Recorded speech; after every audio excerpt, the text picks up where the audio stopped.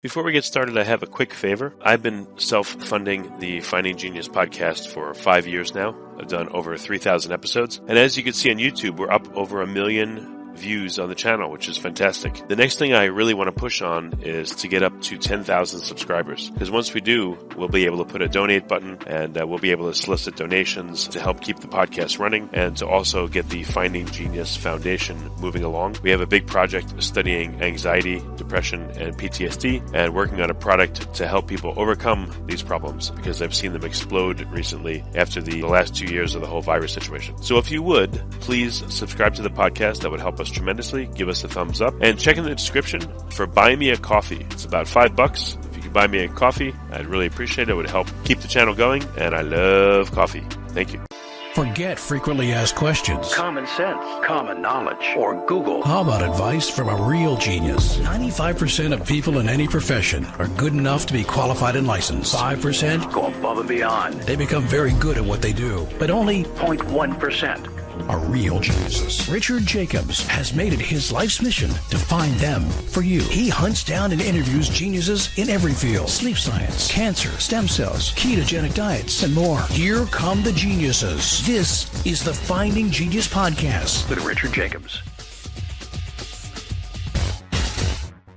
Hello, this is Richard Jacobs with the Finding Genius podcast. My guest today is Pablos Holman. He's a venture capitalist. He's the managing director of Deep Future. His bio includes, he's been a hacker before, an inventor, technology futurist. His unique ability is to distill complex technological concepts into practical tools. Projects include working on cryptocurrency in the 1990s, AI for stock market trading, building spaceships at Blue Origin with Jeff Bezos, the world's smallest PC, and 3D printers at MakerBot. Very cool. I've heard of just about all these things. So welcome, Pablos. Well, it's great to be here. I'm excited about your podcast and the theme of what you're doing. It's cool. Actually, it was Peter Diamandis' newsletter that inspired me to do it because I remember I was caught up in the whole Trump and Hillary election and it was all negative. I mean, I started getting Peter Diamandis' newsletter and it was all future stuff and quantum computing. And so I decided I want to learn more about all the subjects. So I started the podcast and I would, anyone in his newsletter, I would tell my scheduler, see if you can get them. So I interviewed a lot of the Singularity University people. And so it's been great. So yeah, the whole motivation is probably a similar place where maybe yours came from. I don't know. Yeah, super cool. No, that's why I do it too. I'm just trying to pick the brains of the smartest people I can find and see what I can learn. Right on. Yeah, I know it's a tiny bit off topic, but have you ever taken a zero-G flight? I know that Peter Diamandis, with the X Prize and everything, he came up with that. Yeah, he's done that for a long time. They have a whole company that just does that. I've never taken one of the flights. I think it's super cool though. Yeah. Well, tell me about some of your recent work, and we'll also delve into some past work that you're proud of and you think that's really cool. Your pick, either current or past, what project you work on that you think would be great to talk about. Yeah, sure. Well, these days I run a venture fund, so I'm investing in other inventors. And so these are mad scientists or crazy hackers who've come up with some breakthrough technology that we can use to make something in the world, at least 10 times better, sometimes 100 times better. And so we call that deep tech. And that's, a way of thinking about it is it's kind of all the technologies that Silicon Valley doesn't do. They're sort of focused on making iPhone apps and Zoom and Slack and Snapchat and stuff like that. But it leaves a lot of other technologies that get completely ignored by the tech industry. And that's things that could affect energy, food, mining, construction, manufacturing, kind of all the things that humans actually rely on that you can't markedly improve with just software. So we do a lot of them. So we've invested in, I think, 33 companies, but we'll do hundreds. So what are some of the ones that have just super cool ideas that you've invested in that you can talk about that you're really hoping will come to light? Yeah, I'll give you some examples. So one of them that I think is just a great example is we have a team making cargo ships that are autonomous, so they drive themselves across the ocean, don't need a crew, but they're also sailing and they don't need fuel. So this is an industry that is burning $5 out of $6 in the entire industry as fuel, and we don't have a fuel cost. And so it's a way to make shipping a lot cleaner and cheaper and more efficient. And I think that's the kind of thing that isn't hard to believe is possible. Sailing's been working for centuries. It's easier than self-driving cars. There's not much to hit out there. Well, what if your ship goes off course? Don't you need some fuel on board to fix it and get it back on if it gets stuck? Well, what did the Mayflower do when it went off course? Yeah. Yeah. So you do have on these ships electric backup. It's mostly for getting out of dead zones if you end up in a spot where there's no wind for a while. And then we also use it for docking and sort of precision operations that sailing's not so good for. But most of the propulsion is from wind. Does it use a sail or what's the mechanism? Yeah, you use like rigid sails. They're not like the ones, and not like the sails you see on pirate ships. They're rigid, and then they are computer controlled. So it's kind of a drone ship that can just sail itself across an ocean. Wow. How much fuel does it save on average? 100%. Well, I mean, you got to use the electric backup. Well, the electric got to come from there's batteries. Batteries are charged by dragging the prop. So when you have too much wind, you can drag the prop and charge the batteries. There's solar. You put some solar panels on the sails as well, but yeah, not a big deal. What about speed to destination? Yeah, that's a good question. Detours or weight? Well, we're really good at predicting weather these days, at least compared to how it used to be. And so we use that for shipping all the time because normal cargo ships are trying to avoid any storms. They really aren't capable of handling extreme weather. You start losing containers and stuff. So cargo shipping is always paying attention to the weather. Our ships are looking for a different, slightly different weather attributes. But what's very interesting is the average from China to Los Angeles is about 50 days, and only 14 of those are on the water. The rest of the time is just waiting at ports, waiting to get access to a port. The ports are all clogged up. And so those 14 days on the water are what take us a little longer, about 30% longer than a typical cargo ship. So your 14 days might become, call it 19 or 20, but, your 50 days become 55. So not a huge difference. And the truth is the maritime emission standards have started kicking in, and they require all cargo ships to reduce emissions by 30%. The only way they can do that is to go slower. So right now, we're not actually going to be slower. That's how that goes. That's amazing. Yeah, it seems like it's one of these things where it's hard to think of any reason why we wouldn't do that. Yeah, yes, you're not going to get far off course because you're always watching, controlling, and all that, and you ride along with the weather. Yeah, it's what sailors have been doing since, time immemorial. What about pirates? Well, that's actually an interesting one. It's a drone ship, so we just have drones on it to, take out the pirates.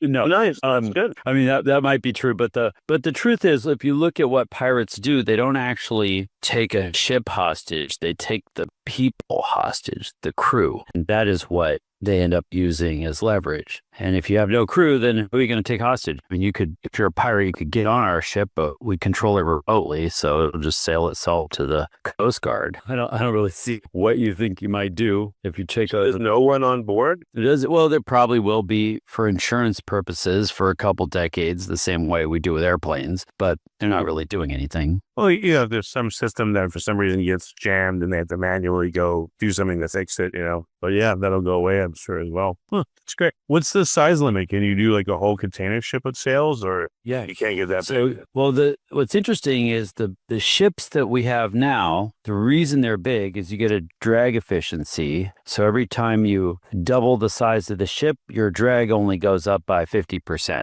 So there's a huge incentive to make really big ships to save on fuel cost. Well, we don't have a fuel cost, so we have no reason to make them big. And so we can make a lot more smaller cargo ships, which is great because they can go right to their destination instead of clogging up these huge ports or being these huge ships that clog up a port. So that's what's possible. But you could make cargo ships that are sailing that probably hold maybe a few thousand containers. Bigger than that might get a little less practical for sailing. But yeah, a few thousand containers would be a great size to go a lot of places where you couldn't, take a big ship anyway. Well, it seems like Amazon could make a whole fleet of smaller sized ships to shuttle stuff all over the world. And it'll be independent, which is crazy. Yeah, looking forward to that. Can you retrofit existing ships? Oh, it doesn't work very well. Not really. And the reason is you could do it, but those ships are not designed for sailing. And sailing vessels really need a hull that's designed for sailing. Cargo ships don't have that. So it's not specifically more expensive to build a ship this way, but you kind of want to build it for this purpose out of the box. Well, what needs to be different about the hull? Well, a sailing vessel has a kind of a V-shaped hull that goes down in the waterways, and when wind is pushing on the sail, that hull keeps the ship upright and keeps it from tipping over. A normal cargo ship has more of a flat hull, and so if you're pushing sideways on a sail with wind, then you're going to get the thing tipping a lot. And that rolling isn't useful. The hull on a sailing vessel is there because a lot of times you're tacking. You have wind coming from the side. You're trying to go forwards, and so you actually have it pushing on you from oblique angles. And so that's the game with shipping. What about the in-water sound profile? If you sail near an area that maybe they mined it, or there's other countries that are not so friendly looking to take out enemy ships and things like that. Are these things like incredibly quiet? Do they mimic any other crafts that can be mistaken as military craft? No, I haven't really thought that through. I don't know. I mean, the military doesn't do any sailing anymore, I don't think. No. But like if you're going into the Bay of whatever, and it's in country X, and country Y is always messing with them. You're always on the lookout for their ships, submarines, whatever.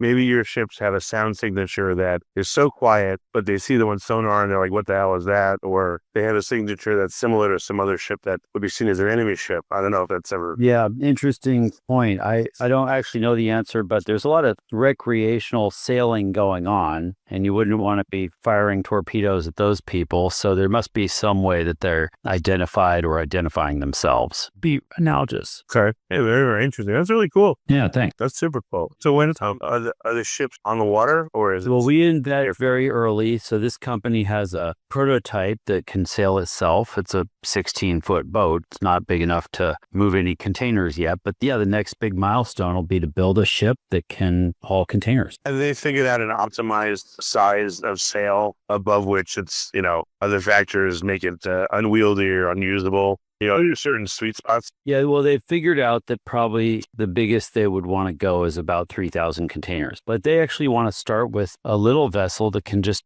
move a few containers and go to islands, places where you can't get a lot of shipping service anyway. Well, like Africa, I've heard a lot of the big container ships, there's no deep water ports, so they have to sit way offshore. And you guys are sailing, so you have more V-shaped hulls, which would probably put you in the same class. But maybe they're small enough where they could get closer to shore or come dock into like some kind of mid-level water port. Yeah, no, that could be really, really helpful for places that can't get a good amount of shipping service. True. All right, well, cool.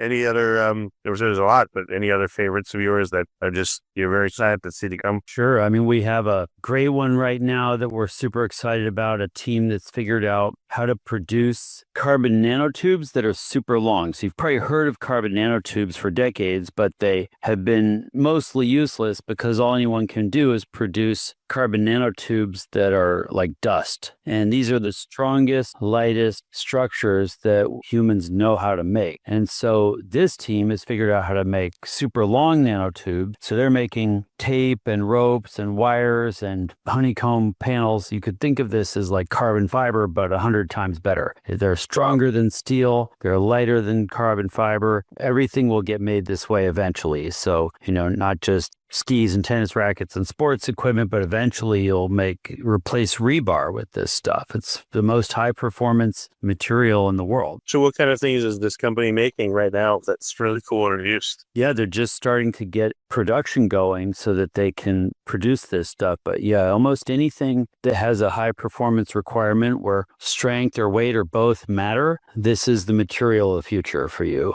And so it could be, sailboats and race cars and rocket ships and all that stuff will get made this way. I don't know if it's proprietary, but how do they make longer average segment size? Do they go through stages where they make dust-like material and then they agglomerate it somehow to be longer? How does that work? So when you make materials like plastic, for example, you extrude it out of actually most plastics are made from something like natural gas. And what you're doing is trying to get these molecules to stick together as you draw it out of a vat or whatever the gas is in. And there's very specific pressure and temperature requirements and all that kind of stuff to do that. So that's how we make a lot of plastics and other materials. Carbon nanotubes are being made from methane. Methane is mostly carbon and a little bit of hydrogen. And so they are able to crack the methane and then get the carbon molecules to form themselves into nanotubes as they draw it out. So they control the length and make like arbitrary lengths. Yeah. Yeah, they can make them very super long, ultra long. We don't have any other way of doing that anybody knows of. Not at any scale. I guess you could piece them together one atom at a time in a microscope or something. But right, very interesting. So what are some like really long length applications versus, let's say, mid length? Well, the longest length application for this that people have been fantasizing about for decades is what's called a space elevator. So you would make this carbon ribbon out of nanotubes that's tethered to the Earth, but the other end is tethered to a satellite in space. So you have this giant ribbon going from Earth into space, and then you have an elevator that climbs up the ribbon. And that would be a cheap way of hauling stuff into space without having to use rockets, which are pretty fuel intensive. I'm sure the forces on the rope would be tremendous. The shear, the torque, everything. Exactly. And that's why the only way you could do this would be with carbon nanotube. They're the strongest thing ever. So you really got ultra long. Yeah. Braid of really long carbon nanotubes. Yeah, I mean, they don't all have to be 100 kilometers long. They could be a meter long, and then what are called van der Waals forces, just the forces of these materials at that scale will hold them together without a resin or a glue. So you can, kind of the way rope is made. No, rope is not, most of the fibers in a rope are not the length of the rope. They're much shorter. How do you, what's your interaction like with your investments, these companies, these people? Because, I'm sure you're a huge ideas guy. How do you hold yourself back or get satisfaction? Like, is this now the outlet of I would think you're constantly thinking, that's I guess, and all these ideas coming out of you. That's probably true. But the thing we do is actually very unique because we're usually the first investor for these kinds of things because we're focused on investing in technologies, and most of the investment community can't really do that. They're sort of focused on some kind of financial or performance metrics. They need to see a spreadsheet or something, customers and revenue and all that kind of stuff. And we're investing much before any of that exists. So we have to actually go in, understand the technologies and learn about them and figure out if we think there's a, potential to commercialize this in a reasonable time frame and believe that it can have a significant impact. So that is fun for me. I love doing that. And we get to do that with lots and lots of these kinds of breakthroughs. And then, for some of them, we can invest and help get them going. Pretty cool. And who would be the next stage of investment? Is it you all guys or someone else? Usually what our companies need to do is attract a seed stage investor. So we're kind of a pre-seed investor. That's usually the first one. A seed stage investor might not be the first investor, but they would be the one that I just described. They'd be looking to see a little bit more progress. The team is more complete. There's a spreadsheet, a deck, but there might also be a patent. There's a prototype working. These kinds of things are a little further along. And then a seed investor doesn't do as many deals as I would do, but they will do a few, invest in a couple companies a year. They'll focus on an industry or a couple industries, and they'll be a little more operational and helpful, and kind of ride along and work with the founders to get them off the ground and get them to a point where they can get their first customer, and get through the process of commercializing the technology and attract the first customer and get that online. Then once you get to that milestone, then you raise what's called the Series A round, and that's really the first big investors coming in to grow something. They've seen it all working. There's no more technical risk. We know it worked. We know there's customers that want to pay for service of whatever it is. And then you can invest a lot of money to grow it. And so those are the kinds of investors that come in the stages down the road for our companies.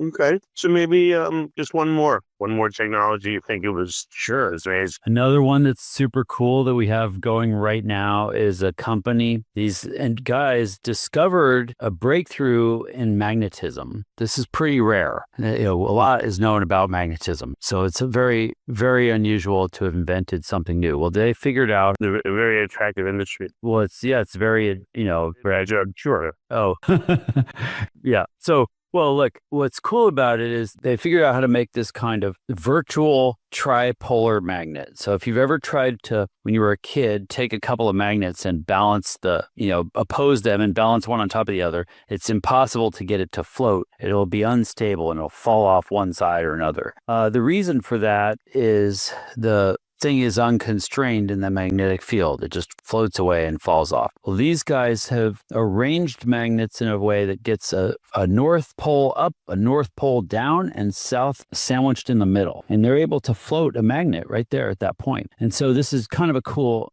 discovery, but it's allowed them to create the most efficient electric motor in the world. And so we're using electric motors for everything from, cars to generators to drones and all that. But they aren't as efficient as we'd like them to be. And by less efficient, what that means is the electricity going into them is making a lot of heat. And you don't want heat, you want motion. And so the efficiency is basically the ratio between the heat and the motion that's made by the electricity. Well, because of this magnetic configuration, they're able to make a motor that uses, in a normal motor, you're just using one side of the magnetic field to push to make something go around and make something move. Here, they're able to use the north and the south. They're able to push and pull at the same time. And so they're able to make this very high performance electric motor. And it's also what's called a ring motor. So the electromagnets are in a ring around a propeller, let's say. So they could make a motor that doesn't have an axle in the middle. They could put the propeller in the middle, and they can make very efficient motors for things like anything that's electric and flying, like a drone or an aircraft. And so it's a really exciting one that nobody knows is coming, but that'll end up on everything that flies at least, and that is electric. And then, but it could also be used in cars and motorcycles and power plants. How much more efficient is it? What are some of the parameters?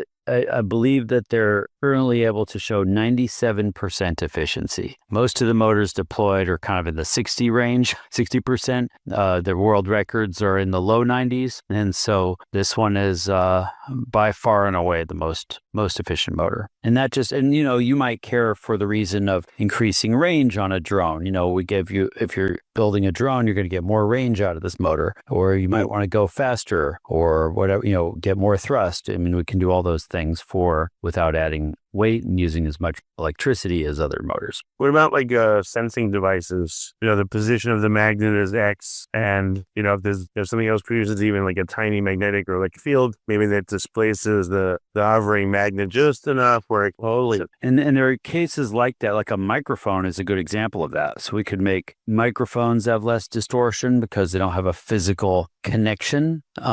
You could make transducers, which is like the opposite, like a speaker. There's all kinds of things you could do. Yeah. Okay. So how do you guys actively go out and look for companies, or do they find you? See how you end up finding these people? Yeah, they are hard to find. You got to make them find you. That's why I'm on a podcast. Hopefully one of your listeners knows somebody with crazy hair and a DeLorean, and we'll send them my way. Okay. What are you looking for when someone comes to you? Like, what are some things they should have? And yeah, well, that's, there's a whole bunch of examples of these kinds of things that I wrote about in the book. And that's kind of a way of getting your head around what we mean by deep tech. But what we're really looking for is usually a 10x multiplier on some old industry or old business or product, something that people really need but hasn't been improved by technology in a long time. And so, the ships are a great example of that, but it could be anything. We have things in mining. We have things in semiconductor lithography. We have a team putting solar farms in space. We have automated manufacturing using robots to make clothes. We have things in construction. We have some guys with a kind of like a drone that can build adobe mix homes, like in the Southwest, those terracotta looking homes. They just built out of clay. They just show up on site. The drone picks up the ground and makes a wall out of it. It's just really cool. Super cheap. It can make super nice homes for the cost of a trailer park. And so there's really, really a lot of cool things coming like that. How do these pre-seed companies that are looking for investors find you? Should they read the book first? Should they just read? I'll read the book. Yeah, I mean, a lot of the people working in these kinds of technologies, a lot of them know me just because I have been working on these things for a long time. But yeah, the book is it's a fun book. People really love it, and it'll help you see and get excited about a lot of things are coming. But I have a podcast called Deep Future as well. And so that's a good way to learn about different technologies that are coming. The email list, we always try to email out a very short, easy to get excited about description of what each of the technologies we invest in is doing. So that's a great way to get your head around things that are coming. And then, folks who have real high-tech breakthroughs and think we might be able to help, you're welcome to just email me and we'll try to help. Okay, very good. And the name of your book again, so people can get it on Amazon? Yeah, it's called Deep Future. It's on Amazon. It's, I think, number 1 in like 14 categories right now for technology and startups and venture capital and those things. So it's working out. Okay, so people should look up Pablos Holman, Holman. Actually, that'd be great. Pablos, thanks so much for coming on, and you got a very cool job to see all these things. So I envy you. Well, it's still, I agree with you. It is a cool job, but I'm loving it, and we're trying to make the most of it. Excellent. If you like this podcast, please click the link in the description to subscribe and review us on iTunes. You've been listening to the Finding Genius podcast with Richard Jacobs. If you like what you hear, be sure to review and subscribe to the Finding Genius podcast on iTunes or wherever you listen to podcasts. And want to be smarter than everybody else? Become a premium member at findinggeniuspodcast.com. This podcast is for information only. No advice of any kind is being given. Any action you take or don't take as a result of listening is your sole responsibility. Consult professionals when advice is needed.